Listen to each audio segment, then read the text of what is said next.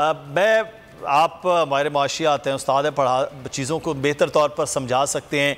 Petroleum price में इजाफ़ा हो तो महंगाई नहीं होती, ये मिफ्ताह इस्माइल साहब पहले कह रहे थे, और उसके बाद अभी कुछ देर पहले आयशा गौस पाशा साहबा ने भी, वो भी साबिक वज़ीर ख़जाना एक सूबे की रह चुकी हैं, सेनेटर हैं, उनका भी यही कहना है। ये कौन सा एक कोई रॉकेट साइंस है जिसको ये हो सकता है कि महंगाई ना हो, पेट्रोलियम प्राइस 30 रुपये, डीजल की प्राइस बढ़ जाए? ये क्या ऐसा फार्मूला होता है सर? जी अस्सलाम वालेकुम। देखिए, महंगाई जो है वो ऑयल जो पेट्रोलियम प्राइसेस है वो बढ़ाने से बढ़ती इस तरह से है कि जो ट्रांसपोर्टेशन कॉस्ट है वो जो है बढ़ा दी जाती है, और उसकी वजह से सारी चाहे वो अशिया खुदनोश हो, खाने पीने की अशिया या फिर पहनने ओढ़ने की हो, इन सब में इजाफा होता है। फ्रूट से लेकर, सब्जियों से लेकर, कपड़ों से लेकर हर चीज, क्योंकि हर चीज जो है वो कम्यूट करती है, मोबिलिटी होती है उसमें, यानी कि एक जगह से दूसरी जगह पहुंचाई आप जो है वो इकोनॉमिक एक्टिविटी होती है, तो उसमें मोबिलिटी बहुत ज्यादा होती है। उस मोबिलिटी की वजह से जो जो मोबिलिटी होती है, यानी कि चीजें जो चलती हैं, गाड़ियां चलती हैं, और दवाइयों से लेकर और खाने पीने की चीजों से लेकर जो भी आप चीज नाम लें, वो सब जो है पहुंचती है एक जगह से दूसरी जगह, और उनका एक जरिया ये होता है कि वो ऑफकोर्स ट्रांसपोर्टेशन के थ्रू होता है, चाहे रेल के थ्रू हो, ट्रक्स के थ्रू हो, या छोटी गाड़ियों के थ्रू हो। इन सब में जो है वो पेट्रोल डलता है या डीजल डलता है। अब अगर पेट्रोल या डीजल की कीमत में इजाफा होता है तो नेचुरली जो ट्रांसपोर्टर्स हैं या फिर जो भी गाड़ियों के ओनर्स हैं या जो मोबिलिटी प्रोवाइड करते हैं, वो सब जो है उसमें इजाफा करते हैं। और इसमें एक प्रॉब्लम ये होता है कि जो इजाफा होता है उसका कोई चेक एंड बैलेंस नहीं होता। उसमें ज्यादातर ये होता है हमारी जैसी इकोनॉमीज में जहाँ पे चेक एंड बैलेंसेस नहीं होते, वहाँ पे प्राइसेस ज्यादा से बढ़ाई जाती हैं। मिसाल के तौर पे अगर वाला है और कीमत में इजाफा हुआ है 20%, यानी कि पेट्रोल की कीमत में 20% इजाफा हुआ है, तो वो एक फीकस जो इजाफा है वो 20% कर देता है, जो कि बहुत ही नामुनासिब होता है। इससे इन्फ्लेशन में बहुत ज्यादा। लेकिन खुर्रम साहब, ये तो आपने वो तरीकाकार बताया जो हमेशा होता है और ये होता रहेगा। लेकिन जो वजीर खजाना है वो कह रहे हैं महंगाई नहीं बढ़ेगी। वो नहीं बढ़ेगी, कैसे नहीं बढ़ेगी? वो क्या, किस तरह वो फॉर्मूला देख रहे हैं? आपको कुछ समझ आई है सर उनके फॉर्मूले की? देखिए जी, मैं इस पर तो कमेंट नहीं कर सकता। उन्होंने ऐसा कहा है। अगर कोई ऐसा कहता है कि महंगाई नहीं बढ़ेगी तो ये मुमकिन नहीं है, क्योंकि महंगाई, मैंने आपको रीजन दिया कि किस तरह बढ़ती है। तो अगर कोई ये कहता है कि नहीं बढ़ती तो वो उसके पास कोई रीजन होना चाहिए। या तो वो ये कहें कि जो रात में जो अनाउंसमेंट आई है कि जी जो पैकेज जो है एक ऐसा अनाउंस किया जाएगा जिसमें जैसे कि बेनजीर इनकम सपोर्ट प्रोग्राम के थ्रू 2000 रुपए एक्स्ट्रा दिए जाएंगे।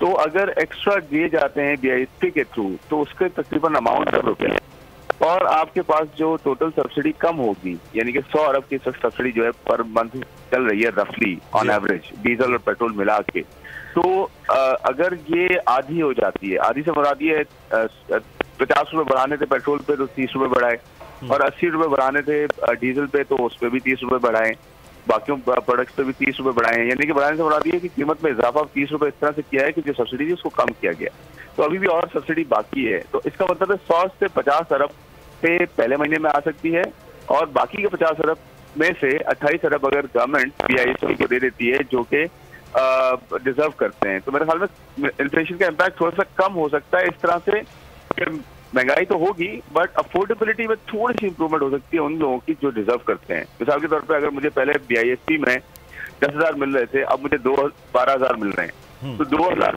कुव्वत खरीद में थोड़ा सा इजाफा हो गया है, लेकिन पेट्रोल की कीमत बढ़ने से महंगाई तो हो रही है। तो ये है इस तरह से कि ये हो सकता है, ऐसा नहीं कि महंगाई नहीं होगी। अच्छा, एक बात जो इस वक्त वो की जा रही है कि IMF के हवाले से कि IMF के प्रोग्राम है उसको कंटिन्यूटी करनी थी, वो चीज़ें चलानी थी, इसलिए होगा। तो ये भी एक खदशा जाहिर किया जा रहा है कि पेट्रोल की प्राइस जो है वो बजट के बाद फिर से मजीद बढ़ सकती है। शायद वो 1 जून को भी बढ़ सकती है, वरना 15 जून में तो लाजमी तौर पर बढ़ेगी।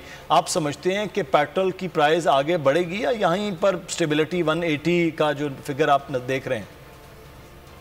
आप मेरे ख्याल में काफी आगे जा रहे हैं। अभी तो 31 मई को प्रॉब्ली एक और जो है ना वो इंक्रीज आ सकता है, और 31 मई का मतलब है कि आपने डरा दिया खुर्रम भाई, आपने डरा दिया कि 31 मई को एक और आ सकता है। तो वो बिल्कुल, क्योंकि हो सकता है IMF के साथ जो मीटिंग हुई है ऑफकोर्स उसमें बहुत सारी चीजें तय हुई होंगी, तभी जो है गवर्नमेंट ने स्टांस लिया है। देखिए, डिसीजन ये गलत नहीं होना है इस तरह से कि आपने ऑल्टरनेट कर देना गरीब आदमी को, आप टारगेटेड सब्सिडी दें और जो सब्सिडी जो है डिजर्व नहीं करता, बड़ी गाड़ियों वाले या जो भी जो है वो रन करते हैं, उनको आप सब्सिडी ना दें क्योंकि वो डिजर्व नहीं करते। तो देखिए, प्राइसेस बढ़ सकती हैं 1 जून को भी, यानी कि 31 की नाइट को। उसकी वजह यह है कि ये फैसले लेने के बाद फिर जाएंगे बजट में, उसमें भी काफी सारे टैक्सेस की बात हो रही है। तो देखना ही होगा कि और देखें, इंटरेस्ट रेट शरह सूद में भी इजाफा किया गया है और रुपये ऑलरेडी डॉलर के अगेंस्ट जो है वो डॉलर रुपये का जो आप पैरिटी देखें तो वो 200 के बाद थोड़ी सी इंप्रूवमेंट जरूर आई है। लेकिन देखिए, ये फैसले पहले ले लिए जाते ना, डिले ना करते तो काफी हद तक काबू पाया जा सकता था। ना स्टॉक मार्केट इतना ज्यादा गिरती, ना जो है वो रुपये में इतना ज्यादा उस कदर में कमी होती। लेकिन अब फैसले लेना शुरू हुए हैं तो मेरे ख्याल में साथ में मिलनी चाहिए, टारगेटेड सब्सिडी हो, साथ में मार्केटें जल्दी बंद करें, घर से काम करने के जो है वो ज्यादा उसको शायद हैं, प्राइवेट पब्लिक सेक्टर दोनों 4 दिन काम करें बजाय 5 दिन के। एनर्जी कंजर्वेशन की बहुत जरूरत है इस वक्त। ये सब होगा तो मेरे ख्याल में डॉलर भी अपनी जगह वापस आ जाएगा या थोड़ा जो है वो उसमें कदर में जो है पाक रुपये के बेहतरी हो जाएगी। और लेकिन खुद साहब अगर जो है वर्क फ्रॉम होम जैसा है और मार्केट जल्दी बंद कर रहे हैं, फिर तो एक आम आदमी पहले ही वो कम होता जा रहा है चीज़ें, वो मार्केट ही कम होगी, लोग कम होंगे, मजदूरी कम होगी, एक आम आदमी के लिए तो और मुश्किल नहीं हो जाएगी इस तरह से? फिर नहीं देखें, मार्केट जल्दी बंद करने का मतलब ये नहीं है कि आप जो है खोलते कितने बजे मार्केट है। आप देखें ना, अभी इस वक्त मार्केट इफेक्टिवली 12 से 1 बजे खुलती हैं। आप जाएं शॉपिंग मॉल्स देखें, मार्केट जाके खोलें, 12-1 बजे दुनिया में कहाँ खुलती है मार्केट, और फिर रात को 11 बजे तक मार्केट खुलती है। देखिए, पीक आवर्स जो होते हैं ना वो 6 बजे के बाद शुरू हो जाते हैं, पूरी दुनिया में ऐसे ही होता है। तो इसलिए आप ये करें, मतलब गवर्नमेंट को ये करना चाहिए कि सुबह जल्दी खोलें मार्केट। ये वैसे भी जो है असूल होना चाहिए जिंदगी का कि आप जल्दी उठें और जल्दी काम शुरू करें और जल्दी जो है अपने घर जाएं, काम जल्दी मार्केट्स खोल दें, 8 बजे खोल 9 बजे खोल दें मार्केट्स। आप मार्केट्स खोलेंगे और 6 बजे बंद कर दें आप मार्केट, या इवन आप 10 बजे भी खोल लें, अपना जो पूरा टाइम फ्रेम है उसको कम कर दें। देखिए, इस वक्त हमें जरूरत है एनर्जी कंजर्वेशन, इससे किसी गरीब आदमी को इतना ज्यादा इम्पैक्ट नहीं पड़ेगा क्योंकि गरीब आदमी भी सुबह कुछ 6 बजे उठता नहीं है, और 6 बजे अगर उठ भी जाता है तो वो रात को 12 बजे तक काम, बहुत कम लोग ऐसे हैं जो करते हैं। लेकिन मेरे कहने का मतलब है, जब गरीब आदमी को आप सपोर्ट भी दें, टारगेटेड सब्सिडी भी दें और साथ में मार्केटें भी जो है वो एक टाइम पे खोलें, टाइम पे बंद करें और फिर वर्क फ्रॉम होम की पॉलिसी अपनाएं। गवर्नमेंट खुद अपनी देखिए ना, कारवान जो गवर्नमेंट के निकलते हैं, अपने प्रोविंशियल गवर्नमेंट हो या फेडरल मिनिस्टर्स के कारवान निकलते हैं, कितनी गाड़ियां होती हैं उसमें? 20 से 22 से 25 गाड़ियां होती हैं और सारी हाई एंड कार्स होती हैं। वो हाई एंड कार्स जो है वो सारी कितना फ्यूल पीती हैं, आपको अंदाजा है? तो अब गवर्नमेंट खुद आप अपने बेल्ट पे, अपने आप पेट पे भी जो है ना वो पत्थर बांधे, कम करे अपने खर्चे। आप देखेंगे ओवरऑल गवर्नमेंट खुद करेगी तो एक आम आदमी खुद देखेगा कि जी गवर्नमेंट खुद हमें तलकीन करती है और खुद भी फॉलो करती है, तो हमें करना पड़ेगा। गवर्नमेंट तो ऐसा काम वहाँ तो नहीं होती है, वो तो आप देखिए 40-40 गाड़ियों के कॉन्वाय होते हैं और वो गाड़ियाँ भी जिस लेवल की और उनका फ्यूल जिस किस्म का होता है वो आपको भी मालूम है।